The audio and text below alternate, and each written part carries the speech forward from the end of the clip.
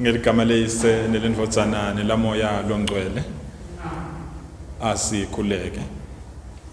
Nkulunkulu babe somandla, siyakubonga ukusidala sibe bantu bakho. Sikubonga nangeluthando losikhombise lona ngendvodzana yakho Jesu Kristu. Siyancenga njengebantwana bakho kulesi sikhathi ukuthi ube semkhathini wethu, kude kuthi kuko konke lesitabe sixoxisana ngako kube ngiloko lokutasisita ukuthi sikhule ekukwatini wena nasekuthandzeni wena kanye namakhelwane wethu. Amen. Igama leyise nelendvodzana nelamoya longcwele. Amen. Siyabonga. Lamuhla ke njengemalunga emhlangano waka-Ana sihlangene lana sitawukhuluma ngendzaba lemqoka kakhulu empilweni yethu njengemakholwa. Kodwa lamuhla ngicela ukuthi sinake lubito lwethu ngabomake baka-Ana ekushumayeleni tindzaba letithokotisako kubo bonke bantfu. Lokhu ke thina sikwenta ngekuthi silandzele lubito lwethu lesikhuluma ngalo namhla, i-baptized and sent. Silukhulisa kanjani ke thina likholo lwethu njengabomake baka-Ana? Silukhulisa ngekuthi silandzele timiso tembhabhatiso wethu, kodwa ke ngoba thina asigcini njengelisakramente lembhabhatiso, siphinde silandzele timiso telisakramente lemshado lesingena ngalo la emhlanganweni waka-Ana. Umuntu lo nje lesakramente lemshado akabi ilunga lemhlangano waka-Ana, ngicela sonke lokho siyakwati. So namhla ngikhuluma nebashadikazi.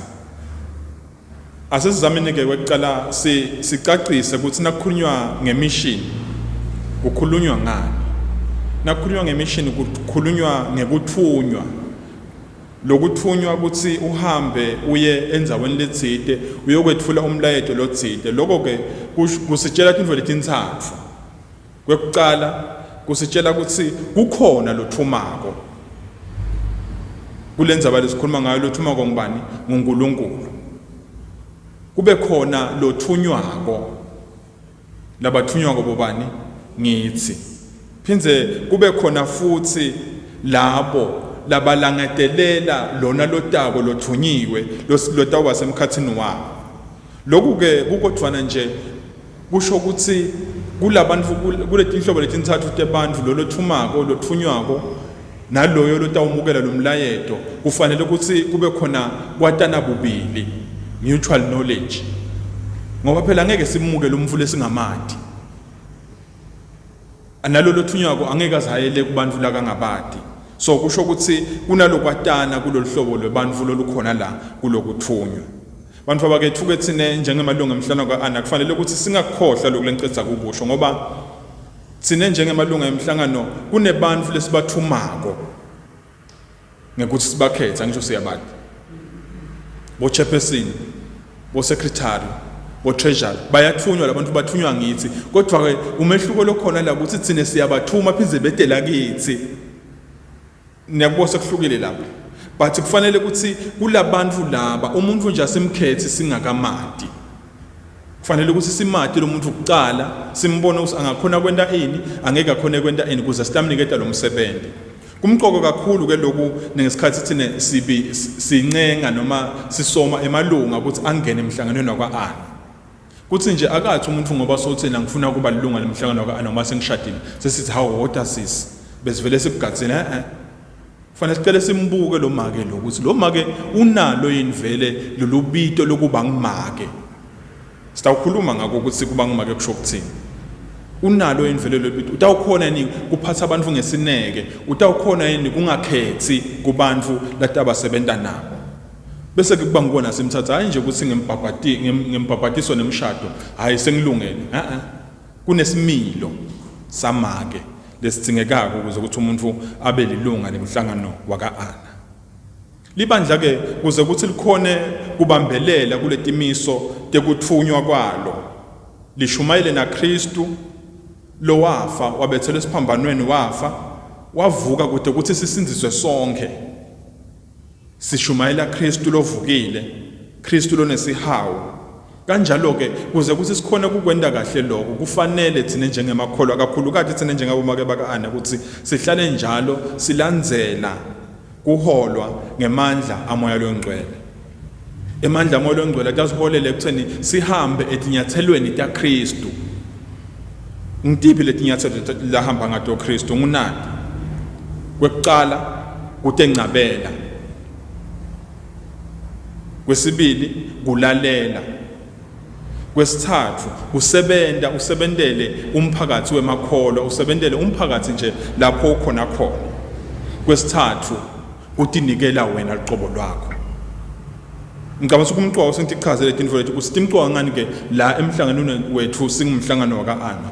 Indzaba yekuti ngcabela ibita ukuthi kube nesikhathi la khona ungimake wena waka-Ana uthi unako konke, ungabese ngidawubekisa ukuthi nabe nje uyathiswenkela. Ngathi usika-Ana nginabogogo mina, but bakhona laba bomakoti labancane laba, so bayafisa nabo lokuswenka mana bakhona. So ayikuthi abakhona ngoba betimali lo mtimba wabo usabavumele. Niyabona lokusho ukuthi mina ke njengemuntu lokhonako kutehlisa, ngoba lokuthi uthi ncabele indlela yokutehlisa ukuthi noma ngabe ngiyakhona kuphila lapha kuleli zinga leli yamina angehle ngibuye la kuze ukuthi nalaba labanye lenkanye nabo namhlanganweni bangathi uthi khanza sengingazothi bona abasafithi la. Niyabona ngoba kuyendeka lokho. Ngitawubekisa ngalokunye lendva msekwenda. Ngiyasebenta mina, ngitawubekisa ngamamakedla mina. Uyasebenta unemoti yakho, kuyahanjwa kuyiwa eKevela. Onke lamalanga wena wahlala uhamba ngeyakho imoto nabochomi bakho, nihamba nje ngeyakho imoto niyele phindze nibuye. Lokwatana kwalomhlangano ngeke kukhona kuvuseteleka ngalesikhathi wena utihambela wedwana. So wena umhlangano wakho kunemhlangano lomkhulu ngala. Lokutehlisa lokutingcabela kubita ukuthi uthi unako ungakukhweshisi lo lonako kulaba lonabo lamhlanganweni. kokusite kodwa ukuthi ube kanye nabo natane kangcono njengemalunga emhlangano. Indzaba ye-obedience, indzaba yekulalela, sitsitelana kunalothumako, niyabona. Bantfu bakethu la emhlanganweni wethu kufanele ukuthi thina sibanikete labantu lesibathumako lelithuba lekuthi basihole. Nakuthiwa nje ngini-chairperson nginiketeni lethuba ukuthi nginihole. Kungabe sekuba nendzaba yokuthi sekukhona labathi nguzibani bani chairperson sinake shothi kulo 3 years lo asikho emhlanganweni. Kukhona lokho angisho emhlanganweni. Hayi ke ngoba ngilecembu labo zibani bani lecembu lengikhuluma ngalo ekucaleni ukuthi bona nakhanjwa bahamba ngeyabi imoto.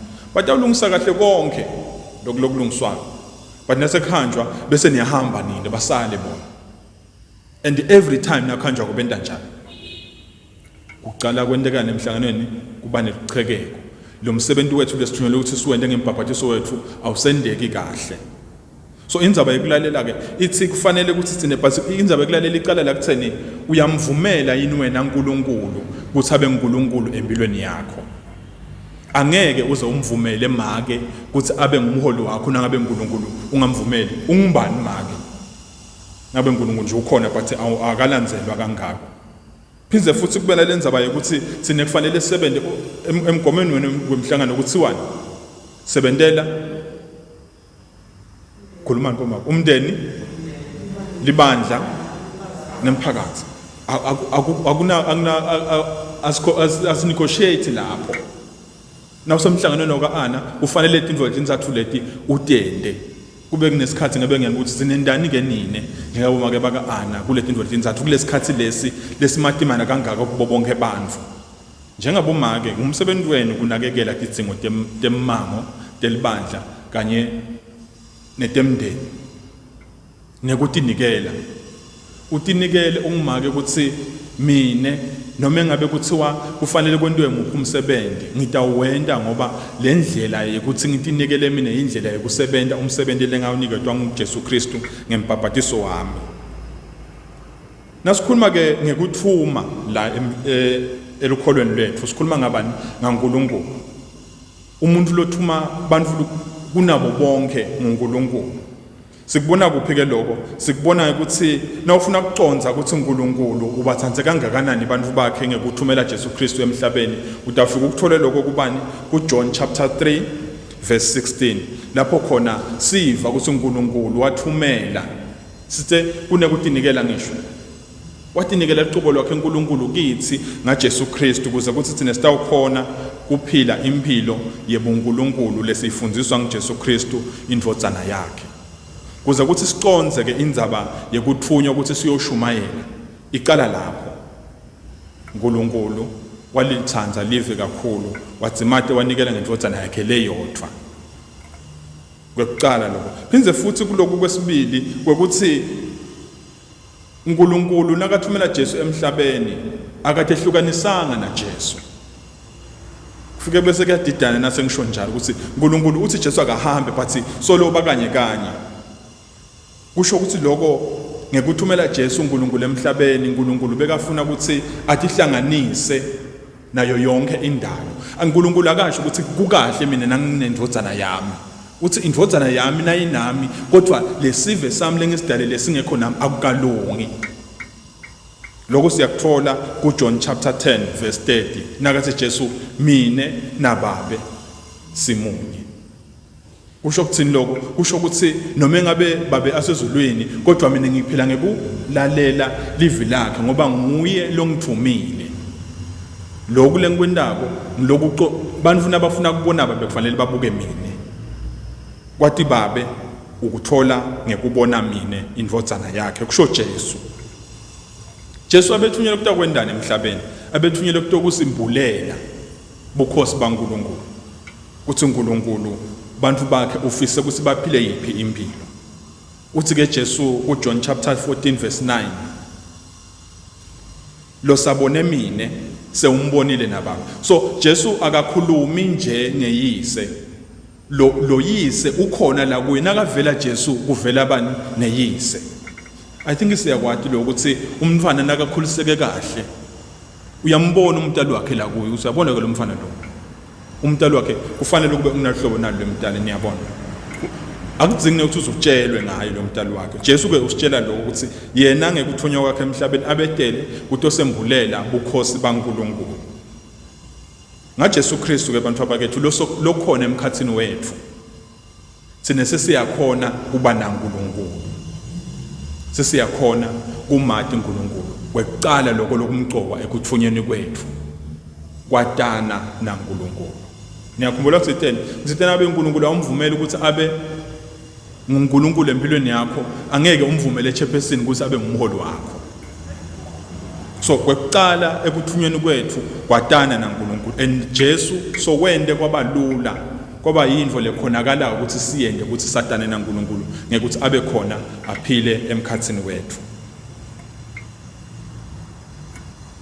Indzaba ke sikhuluma ukuthi nguNkulunkulu lothuma Jesu utawuhamba emkhathini webantu abuyele kuphi kuyise. Kodwa ufuna ukuthi umsebenzi wakhe wekuthunywa uqhubeke emhlabeni. Wakwenda kanjani ke lokho? uNkulunkulu Jesu Kristu wabese wendlulisela waniketa abafunzi bakhe lifa. Yabantu abakethu, lifa lesilimukele kuJesu Kristu thina akusiyo umbuso welizulu nje. Ngilokuthi simukele kuthunywa. Thine sibe luphawu lwaKristu emhlabeni. Ngise simbonile uNkulunkulu ngaJesu. Bantu abambone uNkulunkulu lokuJesu ngathi. So Jesu siyamuva nasevini laNkulunkulu lapho khona siva ukuthi waniketa abafunzi bakhe, wabathuma, wabaniketa amandla etuka konke imimoya lemibi ukuthi bahambe bayikhiphe kubantu, baphilise abantu kuto tonke tifo nekugula lokubaphethe. So akabathumi nje Jesu kuphela, uphinde ubaniketa ini emandla ukuthi bakhone ukuqhuba lo msebenzi labathumela ukuthi bayowenda. Lokho sikuthola kuMatthew chapter 10 verse 1. Emva kobe Jesu avuke kulabafile, siyamuva uthuma laba-11. Niyakhumbula ukuthi uJudas akasekho lapho. Uthuma laba-11 ukuthi bahambe baye emhlabeni wonke bayoshumayela indzaba lethokotisako kuyo yonke indalo. Loyo Mark chapter 16 verse 15.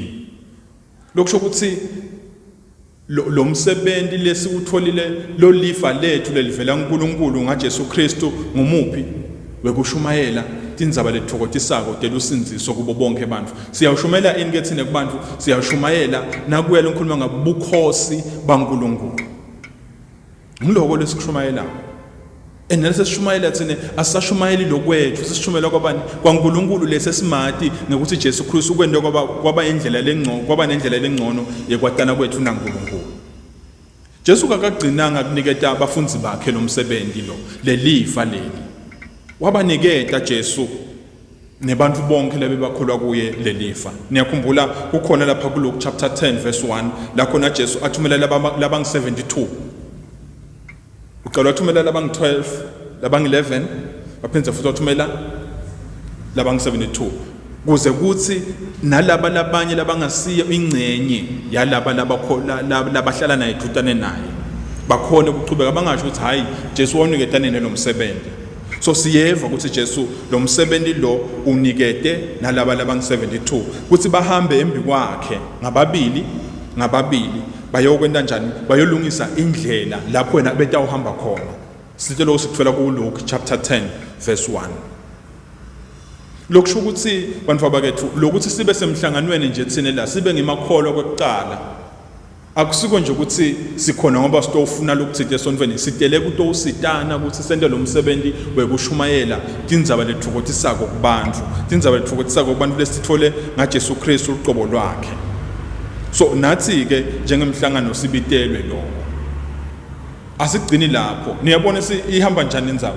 nguNkulunkulu, nguJesu, bafunzi bakhe, sengilaba labang-72 labafaka thina kuphi ekhathi. Nyalo ke lolubito lokushumayela indzaba lethokotisako seluniketwe wonke umuntu lobhajatiselwe kuKristu.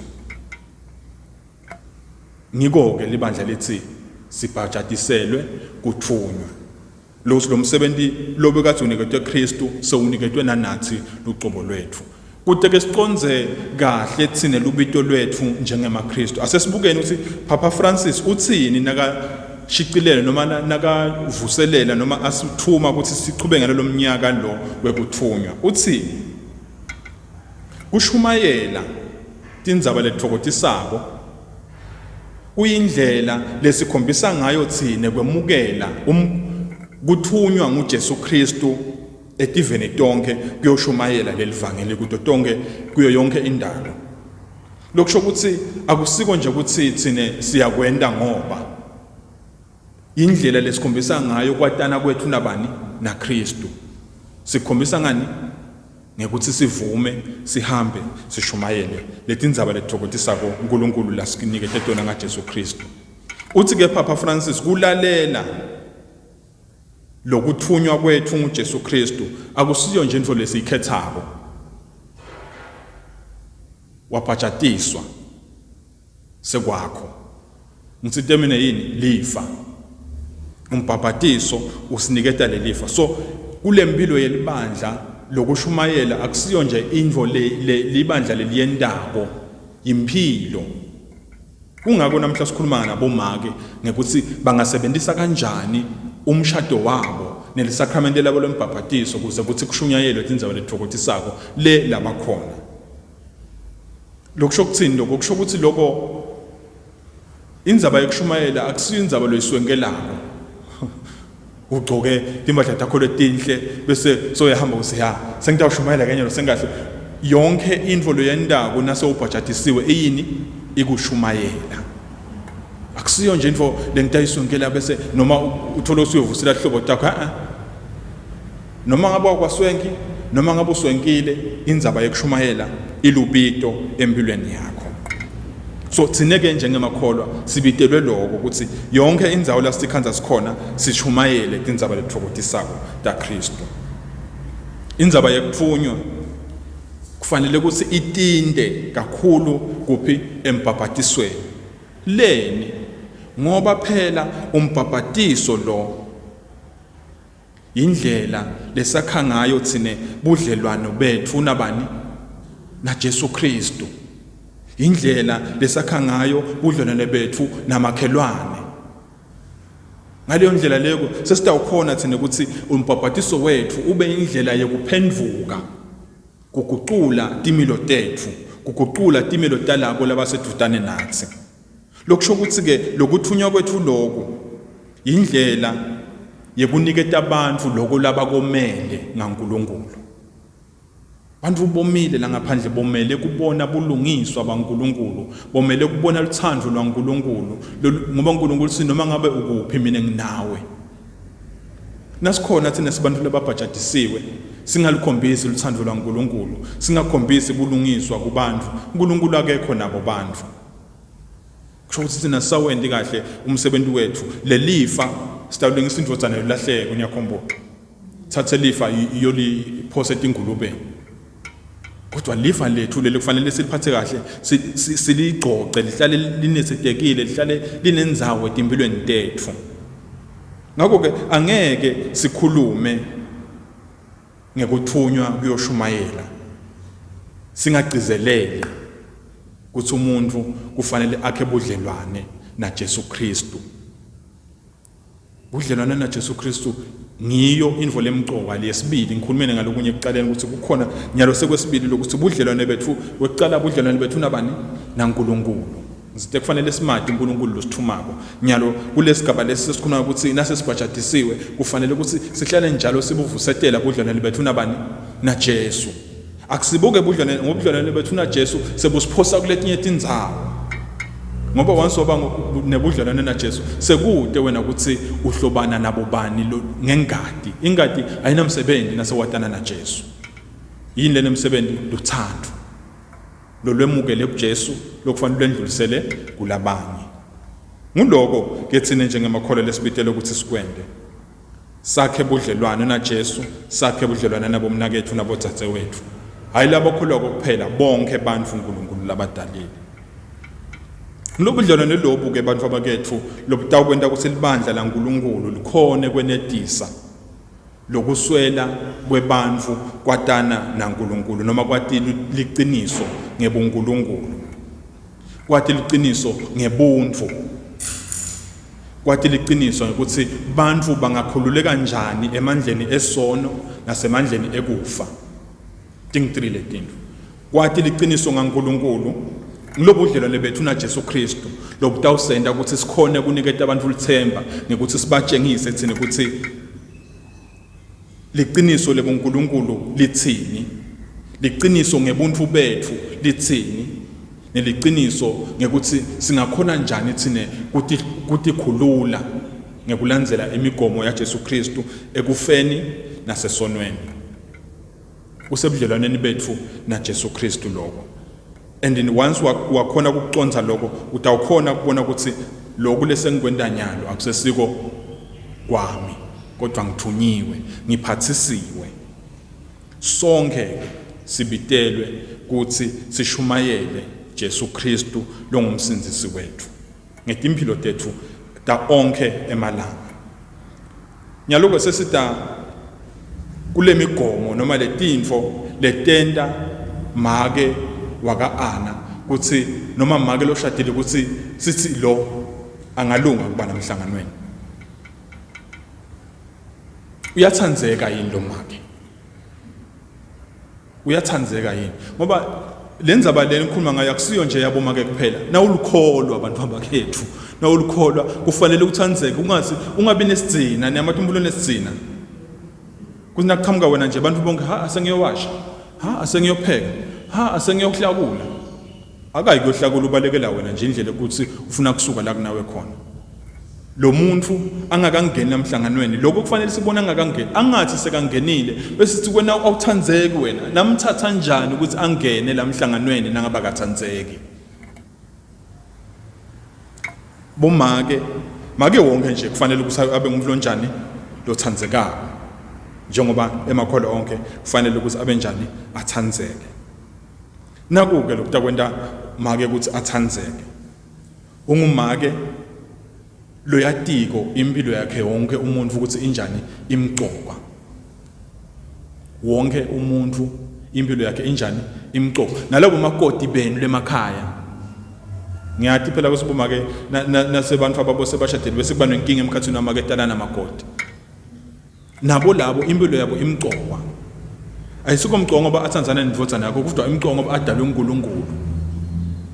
And lokho utakwenda ukuthi ukhone kuvusetela wena budlelwane bakho naJesu Kristu ngoba uyakhona kuphilisana nanaba lophila nabo la emkhathini wakho empilweni yakho. Ungumake lokhona ukuthi umuntu nakanaye ativele nje amukelekile ngekuthokomala. Uyathandzeka lo make loyo. Ungumake lokhona ukuthi umuntu nakete kuye afike athwele imithwalo asinakafika la kuwe akhuluma nawe yehle yonke lemthwalo ative sekaphilile. Ngeke ube ngimake lothandzekako nangabe abantu batasina bakutshela indzaba tabo tivakale setikhulunywa kamakhelwane. Angeke uzothandzeke. Wonke umuntu ativele anesizathu sekuphila. Nakanawe nje umuntu ativele anesizathu sekuphila, ativele kumnanzi kuba nempilo. Utakwenda njani lokho? Tidzingo tebantu futhi atibona nje bangakutsheli. Lokho lengikhuluma ngako lubito lakhe wonke umuntu lobhajatisiwe. Kodwa kakhulukati make waka-Ana. Umuntu longadzinwa yena uguqula impilo yakhe kuye ngekuthi isimo la kuso usikhanza sikanjani. Ngisho kuNkulunkulu utawona sibonke abantu batikhanze bamukelekile kuwe. Ngikho ukuthi nawunako lo muntu futhi vela amqoka ngalenye indlela. Wentiwa yena into ukuthi wena uyayathi yonke impilo ukuthi injani imqokwa. So awunankinga nje abantu funa sebakutshela ukuthi hayi make asikwati thina kunje. Ngihlushwe yini ngami? Niyangathi ukuthi ngiphethwe yini mina? Yey nasula emhlanganweni lokuphethe kwakho lana sifuna make waka-Ana make lonjani lothandzekako. Lubito lolu bantu abakhethu. Lemfo lengishoko info nansi thina bafundisi iyadzingeka empilweni tethu ukuthi nathi sibe bantu labathandzekayo ngoba lo mlayetho losuphethe angeke uzothandzeke nangabe thina singathandzeki. Lokulandzelako ekhaya lakho ikhona ni hospitality angilade igama leSwati le hospitality lithokomele yini yes asisho njalo likhaya lakho njengamake lithokomele yini ngekomthetho walomhlangano wena kufanele ukuthi umuntu ufuna kathi ufuna ukungena enhlanganweni ngithi kunesikhathi how many months 3 months 9 months nisuke nendani kulo 9 months nimhlalisile nje mfana abantu lesikhathi leso kwesikhathi sekuthi niyele kakhe niyofike nibone ukuthi bantu la ekhaya lana bathi khanza bemukelekile yini ngoba kulo 9 months lo kungendeka ngangena emhlanganweni hayi nyalo kungena wagqoka nje ingubo iblouse lemhlophe wafaka siphambano waso semhlanganweni nagcina nje abantu ukuthi cha sisi siyakubona uyathanza wona kuba la emhlanganweni kodwa letimphawu lesitifunako kumake letifuna kulomhlangano kumake ngathi adikho la kuwe sesabuka tinombolo thina saphela nakangena ngalana ngekayi kanhle tiyo sifuna similo samake so lekhaya yini bomake labase nini nifunyiwe phela nene semakomidini angithi umsebenzi wenu ukuthi nithathane nini nihambe niyovakasha lekhaya into ubona ukuthi nani kathi niyafika nihlaliswe phosa sihlala ntabonze hey bayangitshela sangisuye walakhaya ke mina ninja ngithanza ukuthi nangivakashele ekhaya kakhulu usungibeka phansi isihlahla ngifuna ukuhlala endlini ngikhethele nokuthi ngihlala kuphi ngabe suya ngikhomba ukuthi hayi lesi ke mbabele sasihlala kuso nasiya le ungahlala kuso so uyabona ukuthi la ekhaya timilo bantu impilo yabo ayifanani kukhona labanenzawo yabo kukhona labede indzawo yabo yebo njengoba bengisho ukuthi kufanele ukuthi thina nasifuna ungenisa amalungu emhlanganweni siqale lukulo 9 months siyabahambela labantu labafuna ungena emhlanganweni siyobona ukuthi labo make vele banayo yini lendlu ledzingekako ngeke nibabone la sonfeni ngoba la sonfeni abendiswa ngisho nani nanginemhlangano nje bona kuthiwa bosisi nene nihlala lapha ke nene niyabuka anikhuluma ngisho hawu umfulo othulile wonke unjani ulungile hamba umkhazele ekhaya la kuphethe yena khona tombona ukuthi cha umake lona ikhaya lakhe limukela wonke umuntu so lokho kutasisita ukuthi thina nasina le hospitality lemakhaya bese noma umfusi kangenele emhlanganweni kungabi khona umfulo otathi nathi ufuna ukungena emhlanganweni bese uthena hayi ngeke loyo ngathi kahle lo sisiloyo mina angeke usho ngani usho ngoba waphatha wena kaba ngisho akaphathani kabi kumbe nje nini nashayisana futhi kwendlula but siwambambela lokho ke wena sengeke sangena emhlanganweni ngoba wacabana nawo akusiko kanjalo akafanele kube kanjalo thina sibitela ukuthi sonke isikhathi abantu bathi khanze bathandzeka bemukelekile futhi bathi khanze nabo babantu ebantwini ule hospitality letakwenda ukuthi sikhone kwenda lokho lokunye lokumgcokwa ngehospitality uyahlonipha yini wena sebafikile abantu emhlanganweni uyabahlonipha yini bayathi vela inibona ukuthi bayingcenyelo umhlangano buntu babo uyabuhlonipha yini wonke umuntu kukhona la ngasiniketa kona sibantu siyabavumela yini ukuthi basinikete lokho uNkulunkulu labathumela ukuthi batosiniketa ngaphandle ukuthi sikhone thina ukukhombisa abantu banikete amathuba la emhlanganweni sohlala njalo sibagceka asibagceke ngoba babantu labangakalungi sibagceka ngoba leli thuba lokusibenda intintho abalitholi so asimukela neni thina njengemalunga emhlangano sikhone ukumukela labanye abantu babe ingcenye emhlangano naku lokunye kwesithathu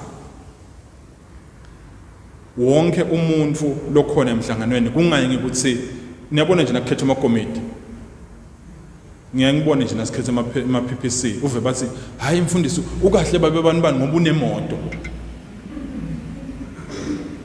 imoto enganethe emhlanganweni ngoba ngilomuntu nangabe phela kunemali labede etimoto la utawuyekela lo mhlangano kuba sebusuku ube semini wonke umvuta khona ukuthi emhlanganweni ephenza abuyele kakhe kungabi khona abantu bona lese bathi khanza nje hawu kwabuzibani lokho kuloko kuphinze kubuya nayindzaba yokuthi nangabe senta tintfo asitende ngekulandzela kutehlisa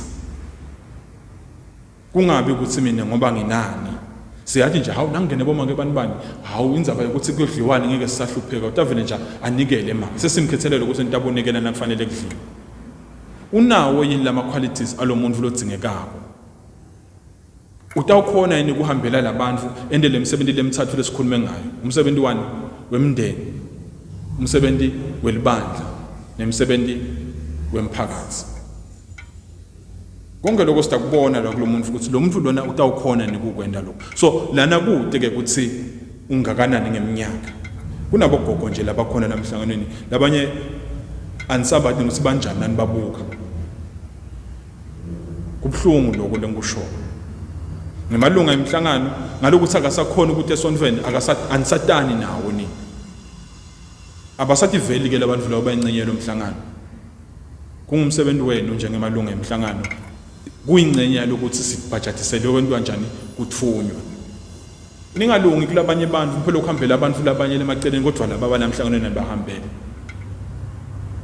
angisho ukuthi nibohambela bona bodwana futhi bathi laba bemhlangano kufanele bathi vele bangemalunga omhlangano ngisho sengangasakhona ukuthi emhlanganweni kunanaba labanye futhi lokhanza ukuthi abakhona ukukhipha leti madlana letikhishwako la emhlanganweni ngizithe make sibili uyakhona ukubona ukuthi idzingo demuntu angakadisho nakuphela kubitwa nje igama la make mavimbela hawu ngosami sesafa ngimake mavimbela ngaba kakhipha ingani lemali nakunamake lapho utabuthi nakakhipha le yakhe akhiphe le make mavimbela umake ke loyo uvala ihlazo phela maka ngithi uvala ihlazo nana ngimake mavimbela lokuphola kubitwa njena ukuthi akakhipha imali emhlangano akubukwa futhi ukuthi umuntu unadiphiwo dini ngiyabekisa ukuthi mina angikhoni kuhlabela ethi ha utawusala wena laba labangathi kuhlabela batawusala namhla ngoba seke uhlabelela siyakhona umlimete lo mfunga sosho njalo nalongathi kuhlabela kahambe nje utafika bona empilo kusonto kanjani akabhimba ubhimbela inkosi yakhe wakhona lokho washo njalo lo munye wathi hey aseningiyekele nami ngibhimbela inkosi yami wonke umuntu akathi khanze emukelekile lokunye ke bantu abakethu angikwadi ukuthi kukhona igangakanani kaAna lizinga once wathatha lizinga once nje wathatha lizinga sekusho ukuthi wena ukhona lo babo ukuthi hayi nanginalaba mina ngiyakhwesha sengila there's no humility lapho sekunani sekune pride kuthi bakhona laba but nami ngikhona akusiko kanjalo kufanele kubeka utakubona lokho na uvakashela ekhaya utathi veta kona nema disabilities ukuthi umuntu sowaqhala nakuthiwa nje kunemvuselelo mvamise kubona kuphi eMzimpofu noma eFlorence lo make sewahlala nje yena akayi ngokuthi akakhona ukuhamba kude ngisho umnyolo ehlupha konje ngaye ukuthi hawo yathi make banibani yebonini solo sahamba saye eNgome solo sahamba saye eKhevela ungathola ukuthi uyafisa ukuhamba sesimuve sekude sowalahlwa nje yena soba ngilahliwe akufanele kube kanjalo wonke make lokhona emhlanganweni akufanele usathi ivenena ukuthi uyingcenye lomhlangano kungayi ukuthi sewabanjani yena esimini sempilo nani indaba bogogo sho sina songogo vele siyakukhweshisa lamhlanganweni asisakubali kube buhlungu ke nasekuphindze kufika endzabeni ukuthi soshonile lo mflo omdzala lo beka ngasethe emhlanganweni niyenithini nasebashonile how asmart ithini lona sihlazoleni ngaka how asmart ithini angizange nje ngibone ngisho kanye emhlanganweni wathi na ungamboni ngisho kanye emhlanganweni wenda njani kude wathulisa nje nasekashonile asmart ithini bekangede emhlanganweni lo make loyo angithi labantu longenele emhlanganweni anifi kanye labantu longenele emhlanganweni labanye bayashona bashone ugcine sengisele ngedvana sekuphele 10 years mina solo ngede sonfele shothi labantu lese bakhona nyalo lamhlanganweni vele abangadi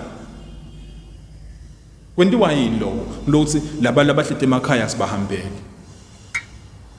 angathi ngabe niyangiva neboma kunjalo noma ngabe akasakhona ukuhamba lo muntu omtsala akathi vele alunga lemhlangano kaAna nangeke nihlala lephasina ngiyahlala nabo phasi labo gogo utathi yangitshela mina ngathi emfundisi nga 10:30 ngisuke ngigqokile ngiyathi inhlitiyo yasho ukuthi nyalo sesiyaqala esontweni make nkonyane udaba ngifakazi lokho lesamvakashela le elishikishini ozobakhomba labo ukuthi nine washo nje njalo kuthi noma baphume esontweni abasethi kutondlula la kakhe kutomvusela nje. So bona bathi khanza bayingcinye lo mhlangano but lo mhlangano bese ubenda njani uyabalahla ngothi sebagogile akungendeki lokho abantu abakethu ngiloko lokutawusenda ukuthi sibe ngumhlangano lothandzekako umhlangano lobonakala ukuthi usebentela uNkulunkulu. Kwekugcina lokumcoka kakhulu empilweni yethu njengabomake tikhohlwe ungumake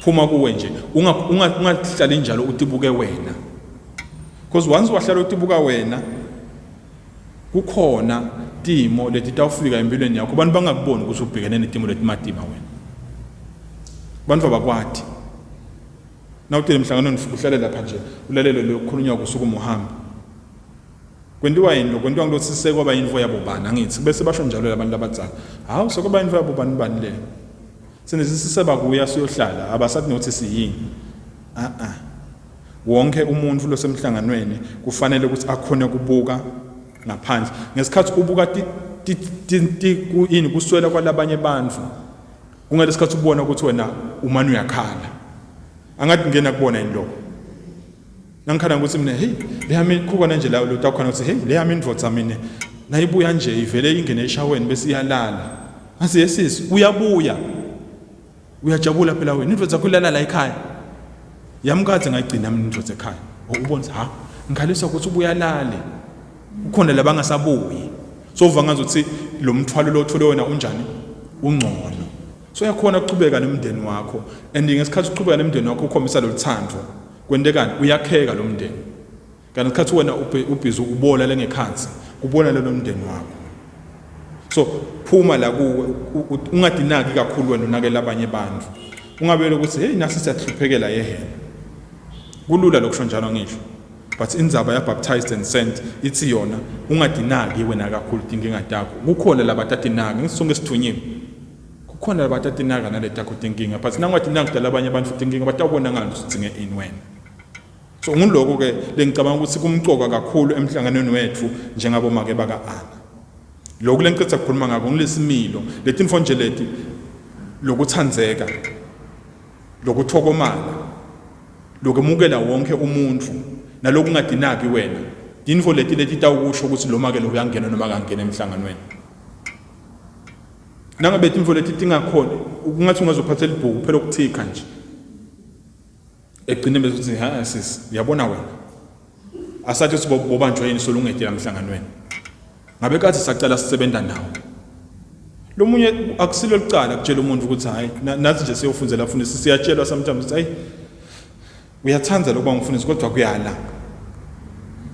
kuyala awuzame lokunye nalamhlanganweni waka kufanele kube khona lokho ukuthi yabona umhlangano utawumukela wonke umfulo tako good criteria ekuthatha abantu ke lapha nasekafikile nje ku enough niyabona inzamo so ngiloko ke lesikucelako njengelibandla kubomake baka Ana kufanele ukuthi nemuntu lotikhanza angenaye make ekhaya luthando lwamake alithole kumake waka Ana la isontweni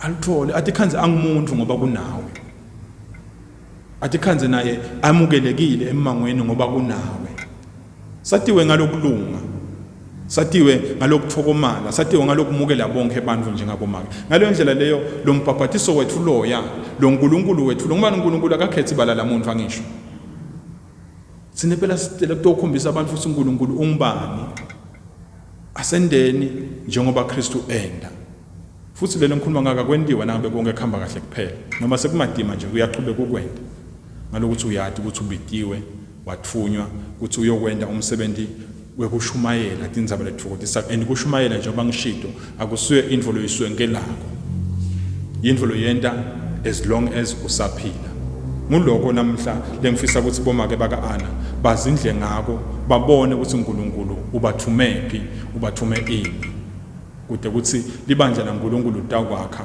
bantu bathanze kuba bantwana baNkulunkulu ngoba kunathi emkhathini wabo. Amen.